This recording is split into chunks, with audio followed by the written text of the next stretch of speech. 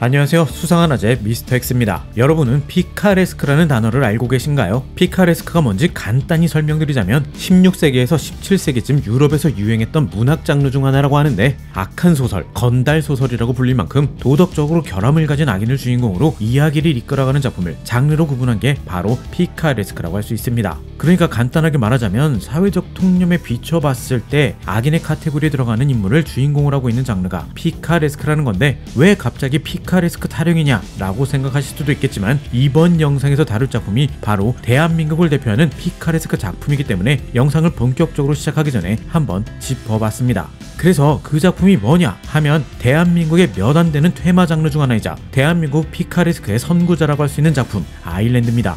사람을 왜 죽이는지는 모르겠지만 어쨌든 제주도에서 일어나고 있는 연쇄토막 살인의 진범으로 보이는 남자를 주인공으로 하고 있는 만큼 아일랜드는 훌륭한 피카레스크 작품이라고 할 수 있을 것 같습니다. 97년에는 이 작품의 여자 주인공 원미호도 이상해 보였는데 25년이 지난 지금 보니까 애가 좀 싸가지가 없고 이기적이라서 그렇지 사람 자체는 상식적이고 합리적인 것처럼 보이네. 퇴마를 소재로 하고 있는 만큼 공전에이트를 기록했던 퇴마록과 자주 비교가 되곤 했었는데, 아일랜드의 주인공들은 퇴마록과는 달리 어딘가 망가진 인간성이 결여된 인간들이라, 물론 요한은 지금 당장 퇴마록에 갖다 놔도 이질감 없는 인물이지만 반이나 원미호의 경우는 워낙에 상식이 통하지 않는지라, 아무튼간에 퇴마록과 아일랜드 두 작품은 비슷한 소재를 다루고 있음에도 작품이 가진 분위기만큼은 전혀 다르다고 할 수 있습니다.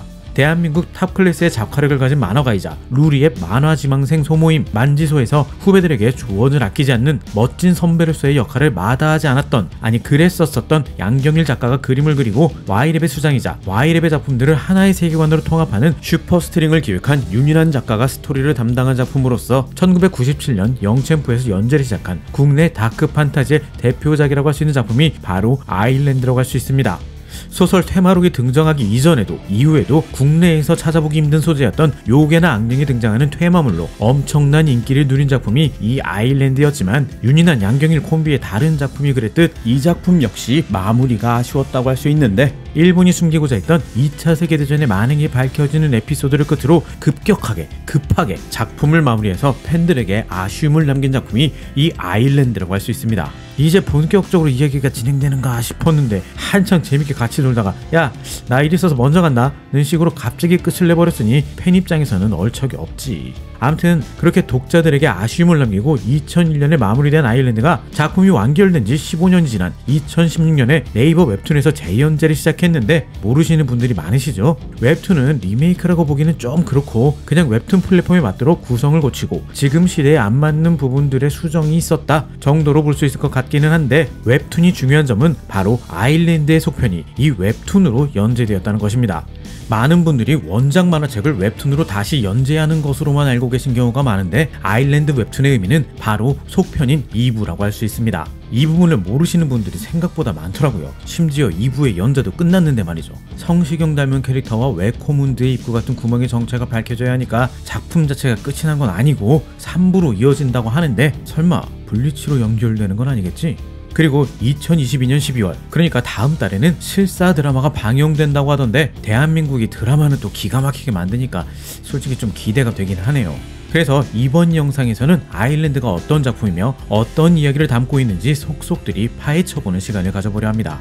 그럼 지금부터 공자광, 콘스탄틴, 삼사마이즈, 퇴마록 등이 생각나기도 하는 작품, 제주도 설화를 바탕으로 만들어진 판타지 아일랜드의 이야기 속으로 들어가 보도록 하겠습니다. 함께 가시죠. 렛츠고!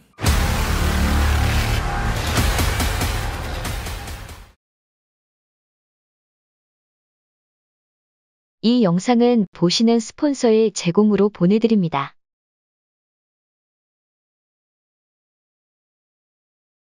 아일랜드는 제주도에 전해져 내려오는 여러가지 설화를 모티브로 하고 있는 만큼 이 작품의 배경이 되는 제주도는 온갖 귀신과 악인들이 모여드는 음기가 충만한 섬으로 묘사되고 있는데, 겉으로 보기엔 낙원처럼 보이는 제주도는 사실 비상식과 공포가 난무하는, 말 그대로 상식이 통하지 않는 불가사의한 일들이 비일비재하게 일어나는 곳이라는 것이 아일랜드의 기본 설정이라고 할 수 있습니다. 어디까지나 이 작품 안에서만 제주도가 그렇다는 거지 실제 제주도와는 관련이 없으니까 오해 없으시길 바라겠습니다. 아무튼 이런 음기충만 제주도는 수많은 종류의 요괴와 잡신들이 둥지를 들고 앉아있는 곳이었는데, 그 중에도 가장 골칫거리라고 할 수 있는 게 젊은 여자들을 노리는 요괴 정염귀들이었습니다.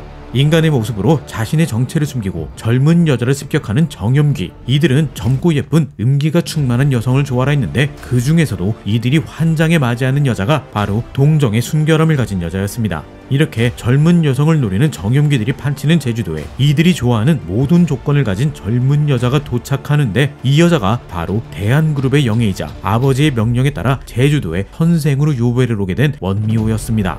세계 유수의 명문대를 정시로 입학할 정도로 좋은 머리를 가지고 있으며 남녀노소를 가리지 않고 모든 사람들의 눈길을 사로잡을 정도의 미모에 대한민국 굴지의 대한그룹의 딸내미라니, 대한민국 안에서만큼은 세상 무서울 것 없는 여자가 바로 이 원미호라고 할 수 있습니다. 지금 보니까 약간 소시오패스적 성향을 가지고 있는 것 같기도 하고, 아무튼 원미호가 가진 동정 특유의 기운 때문이었는지 타고난 새끼 때문인지 아니면 두 가지 모두 때문인지 정확히 알 순 없지만 원미호는 제주도에 입도한 순간부터 정염귀들의 타겟이 되었는데, 원미호를 에스코트하기 위해 공항으로 마중 나온 직원 역시 미호를 노리는 정염귀가 둔갑한 인물이었습니다.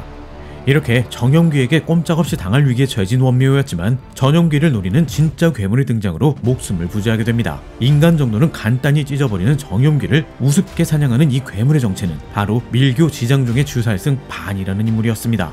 제주도에서 일어나고 있는 토막살인 사건의 진범이라는 이 남자는 금강저와 밀교의 주술을 이용해 각종 요괴와 악령들을 상대하는 영능력자로, 그 진짜 정체와 과거는 아직 밝혀지지 않았지만 한 가지 확실한 건 사이코패스의 냄새가 나기는 하지만 정염귀 정도는 우습게 제압할 정도로 강한 사람이라는 것이었습니다. 이번에는 어떻게 운 좋게 반의 도움으로, 아니 정확히 말하면 반의 정염귀 사냥 때문에 목숨을 부지하는 원미호였지만 존재 자체가 정염귀에게 있어 마약과도 같은 것이었기 때문에 금방 다른 정염귀의 타겟이 될 것은 불보듯 뻔한 상황. 그래도 요괴보다는 사람으로 보이는 사이코패스가 낫겠지 라고 생각한 원미호는 정염귀 한 마리당 1000만원이라는 계약으로 반을 고용하는데, 여기서 1000만원은 1997년이 배경일 때이고 2016년 연재된 웹툰에서는 1억으로 그 시세가 올랐다고. 아무튼간에 이렇게 반과 인연을 맺게 된 원미호는 반으로 인해 정염귀의 위협으로서 어느 정도 벗어날 수 있었지만, 문제는 제주도에 있는 정염귀의 수는 헤아릴 수 없을 정도였으며 인간으로 둔갑한 그들은 인간 세상 어디에나 존재하고 있다는 것이었습니다. 상황이 이렇다 보니 원미호 혼자의 힘으로는 정염귀의 위험을 피해 공항까지 가는 것조차 불가능한 상황, 반의 도움 없이는 제주도에서 한 발자국도 벗어나지 못하는 신세일 뿐이었습니다. 엄청난 돈줄인 원미호가 제주도를 떠나는 걸 도와줄 리 없었기 때문에 원미호는 사실상 제주도에 갇힌 것과도 같은 상태. 근데 반은 돈이 왜 필요한 거지? 뭐 언젠간 밝혀지겠지. 이렇게 제주도에 갇혀버린 원미호가 구미호나 벤줄레와 같은 요괴들이 얽힌 사건들을 반과 함께 해결해 나간다는 이야기가 제주도를 배경으로 하는 아일랜드의 전체적인 이야기라고 할 수 있으며, 이 작품에서 가장 인간다운, 아니 성인에 가까운 인간성을 가진 야외의 가호를 받은 천주교의 최연소 구마사제 요한 스켈프가 등장하면서 요괴 퇴치와 엑소시즘이 공존하는 신비한 분위기의 작품인 아일랜드가 완성되는 것이라고 할 수 있습니다.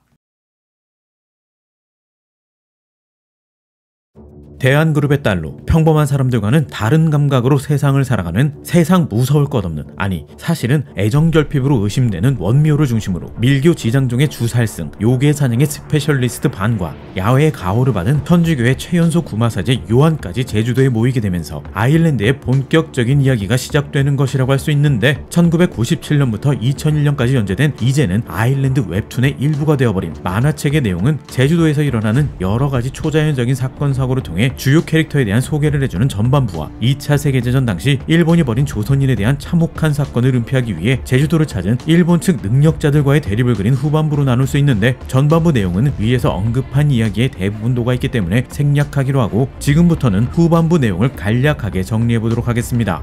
몇 년 전 일본 신주쿠에 있는 국립예방위생연구소 건설 현장에서 200여 구의 유골이 발견되는 일이 있었는데, 문제는 유골을 조사하던 사람들이 유골이 내뿜는 가스에 의해 전신이 녹아내려 사망하는 사건이 발생했다는 것이었습니다. 전대미문에 불가사의한 이 사건은 일본 전역을 떠들썩하게 만들었지만, 불과 며칠 만에 진상규명 요구는커녕 마치 이런 일이 애초에 없었던 것처럼 일본 사회는 이 사건을 외면하기 시작했습니다. 정체불명의 세균가스를 내뿜어 사람들을 죽이는 이 유골의 정체가 2차 세계대전 당시 일본의 잔혹한 인체 실험으로 희생당한 조선인이라는 사실은 과거를 부정하고 있는 일본의 입장에서는 무슨 일이 있어도 숨겨야만 하는 것이었습니다. 이렇게 과거 제국주의 일본의 생체 실험에 희생당한 조선인들의 원혼이 같은 방법으로 일본에 대한 복수를 원하고 있는 것이었는데, 일본 정부는 이 위험한 유골들을 봉인하고 모든 것을 은폐하려고만 했습니다. 이 사실을 알게 된 누군가가 괘씸한 일본에 벌을 내리겠다는 마음으로 이 유골들을 훔쳐내 제주도로 가지고 들어온 것이었습니다. 그렇게 유골의 세금가스로 제주도 호텔에 있는 일본인들을 죽이는 사건이 발생하면서 이 유골을 되찾기 위해 제주도에 들어온 일본의 능력자들과의 대립이 본격적으로 시작되는데, 유골에 대한 진실을 쫓는 주인공들과 어떻게 해서든 진실을 숨기려 하는 일본 측 인물들과의 진실 게임이 아일랜드 1부 후반의 전체적인 이야기라고 할 수 있으며, 일본이 숨기고 싶어하는 비밀과 진실이 밝혀지는 이야기가 아일랜드 1부의 진짜 이야기라고 할 수 있을 것 같습니다. 일부를 보면서 느낀 점은 죄를 지었음에도 사죄나 반성은커녕 자신들의 잘못을 부정하고 숨기기에 급급한 모습과 지금까지도 한국이라는 나라를 깔보는 일본의 태도를 너무 리얼하게 표현해 순간순간 분노가 끓어오르기도 했지만, 이 작품에서 진짜로 말하고 싶은 것은 일본을 나쁜 놈으로 만들어 비판하려 했다기보다는 한번 잘못된 길에 들어서게 되면 관성이 작용해 스스로의 의지로는 멈추기가 쉽지 않을 뿐만 아니라 잘못을 깨닫고 바른 길로 되돌아가려 할 때는 몇 배의 힘과 노력 그리고 용기까지 필요하다는 것을 보여주려 한 것은 아닐까 하는 생각이 들었습니다. 물론 보는 시각에 따라 이 부분이 마음에 안 든다고 생각하시는 분들도 계시겠지만 저는 나름 괜찮았습니다. 그리고 새롭게 이어지는 2부에서는 힌두교에 등장하는 파괴 신 시바의 부인이자 피를 취하면 취할수록 강해지는 여신 칼리의 부활을 노리는 지장종의 음모를 막아내는 이야기를 중심으로 하고 있는데, 제주도를 중심으로 활동했었던 밀교의 분파 지장종은 과거에도 칼리의 소환을 시도한 적이 있었지만 갑작스러운 화재 사고로 인해 칼리의 소환은 실패로 돌아가고 지장종 역시 불에 타 사라졌던 것이었습니다. 이 사건의 배경에는 지장종에서 주살승으로 키워지고 있던 반이 있었던 것으로 보여지는데, 명확한 설명이 나오지 않기 때문에 정확히 알 수는 없지만 작품에 나오는 장면들을 보면 아마도 확실하지 않을까 싶습니다. 반을 가거나 왜 제주도에서 요괴를 사냥하며 살아가고 있는 건지, 그리고 이미 죽은 사람이라는 건 반이 좀비와 같은 존재라는 건지, 붓다가 두려워해 없애려고 했던 밀교의 천재승은 또 무슨 이야기인지 명확한 설명이 나왔었다면 참 좋았을 텐데, 1부, 2부를 통틀어봐도 이 부분에 대해 두리뭉실 언급만 나올 뿐 속 시원하게 설명해주는 게 없으니, 반이라는 인물이 과거 칼리를 소환하려 한 지장종을 괴멸시킨 인물이라는 것과 이 사건으로 희생당한 어린 비구니가 반의 인생에 깊숙이 연관되어 있다는 것 말고는 반의 정체가 도대체가 뭔지 알 수가 없는 상황이라고 할 수 있는데, 잠깐 그러고 보니까 제주도를 통으로 바쳐서 겨우 소환한 칼리와 동급 또는 그 이상의 고위 존재인 파괴신 시바를 쉽게 소환했다고 했지? 설마 시바의 환생이니 그릇이니 그런 건 아니겠지? 그래도 그냥 좀비라는 것보다는 이쪽이 낫기는 하네.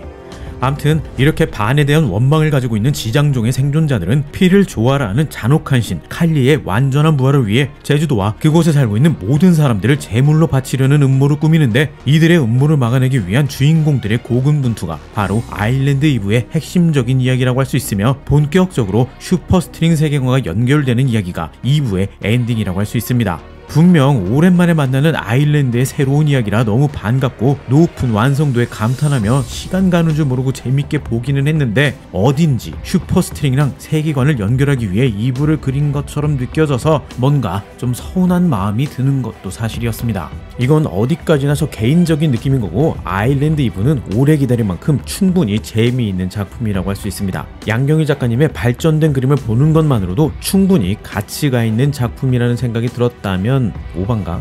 그래도 슈퍼스트링에 속한 다른 작품들의 주인공이 등장하는 건 확실히 신선하긴 하더라고요. 그리고 3부에서 다시 만나지 하더니 벌써 몇 년째 시작할 기미도 안 보이고, 그림을 담당했던 양경일 작가는 Y랩이랑 계약이 끝났다고 하질 않나? 이건 3부가 그려지긴 하는 건지, 만약 3부에서 계약 문제 때문에 그림 작가가 바뀌기라도 하면 진짜 빡칠 것 같은데, 나 같은 사람들 때문에 못 그리고 있는 건가?